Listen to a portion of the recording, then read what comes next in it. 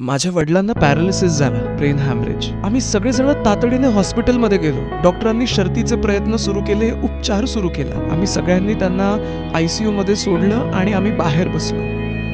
मी स्वतः IT सेक्टरमध्ये काम करतो, म्हणजे आपण जे विचार करतो ना, जे बघतो तेच आपल्याला सोशल मीडियावर दाखवलं जातं. नेटवरती पॅरालिसिस सर्च करत असताना मला नाशिक पॅरालिसिस सेंटरविषयी कळालं.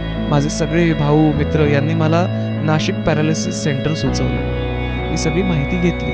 हॉस्पिटलमधून थेट नाशिक पॅरालिसिस सेंटरला आलो. 10 दिवस झाले होते. प्रगती हळूहळू सुरू होती. मला खरंच काही समजत नव्हतं की काय करावं, घरी घेऊन जावं की अजून दुसरीकडे. तेव्हा डॉक्टर राजेंद्र सरांना मी भेटलो. डॉक्टर राजेंद्र हे स्वतः पॅरालिसिसचे पेशंट होते. त्यांना नीट व्हायला बराच वेळ लागला आणि त्यांनी मला हा धीर दिला की बाबांना वेळ द्या, ते नक्कीच चालतील. आणि काय सांगू, 3 महिने लागले, पण आज बाबा चालतायत. सोशल मीडियाचा असा देखील उपयोग होऊ शकतो.